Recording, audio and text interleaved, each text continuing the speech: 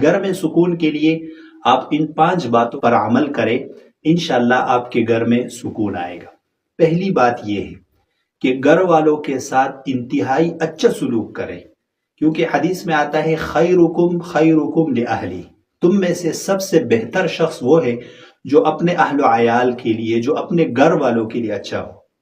اور پھر آپ صلی اللہ علیہ وسلم نے فرمایا کہ میں تم سب میں سے اپنے گھر والوں کے لیے زیادہ اچھا ہوں، یعنی مجھ سے زیادہ اچھا اپنے گھر والوں کے لیے کوئی نہیں ہے، اس معاملے میں کوئی میرا مقابلہ نہیں کر سکتا۔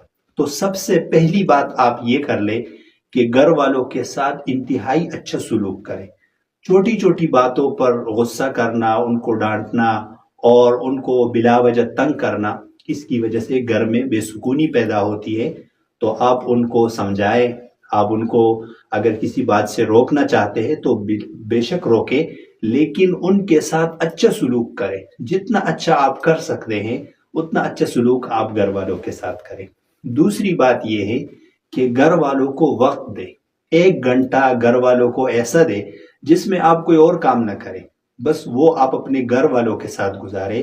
اپنی بیوی کو سنیں، بچوں کو سنیں، گھر والوں کو سنیں کہ وہ کیا کہتے ہیں۔ وہ آپ سے کچھ مطالبہ کرنا چاہتے ہیں، آپ کو کچھ سنانا چاہتے ہیں، ان سے کارگزاری سنیں کہ آج آپ نے کیا کیا ہے، آج آپ کا دن کیسا گزرا ہے، آپ کو کوئی مسئلہ تو نہیں ہے، کوئی پریشانی تو نہیں ہے۔ تو کم از کم 1 گھنٹہ آپ اپنے بیوی بچوں کے ساتھ گزاریں۔ بیوی بچوں کو وقت دیں۔ جب تک آپ وقت نہیں دیں گے تو سب سے جو قیمتی چیز ہے جب آپ کسی کو دیتے ہیں تو وہ وقت ہے۔ آپ وقت دیں، بچوں کے ساتھ وقت گزاریں اور ان سے پوچھیں کہ آپ کو کوئی پریشانی تو نہیں ہے، آپ کو کوئی مسئلہ تو نہیں ہے۔ آپ مثال کے طور پر 2 گھنٹوں کے لیے گھر آتے ہیں اور اس وقت بھی آپ موبائل میں مصروف رہتے ہیں یا لیپ ٹاپ میں مصروف رہتے ہیں یا اپنی فائلز لے کر اس میں مصروف رہتے ہیں، تو آپ گھر والوں کو وقت نہیں دیتے اور پھر اس وجہ سے بہت زیادہ دوریاں پیدا ہو جاتی ہیں۔ یہ 2 کام تو آپ لازمی کریں۔ تیسری بات کہ خود اور اپنے تمام گھر والوں کو اس بات کا پابند بنائیں کہ وہ قرآن کریم کی تلاوت کریں۔ روزانہ قرآن کریم کی تلاوت جس گھر میں ہوگی تو اس میں برکتیں آئے گی، وہاں سے لڑائی جھگڑے ختم ہوں گے۔ اور چوتھی بات کہ خود کو اور اپنے تمام گھر والوں کو نماز کا پابند بنائیں کہ کسی کا ایک نماز بھی نہ چھوٹے۔ تو آپ گھر والوں کو اور خود اپنے آپ کو نماز کا پابند بنائیں۔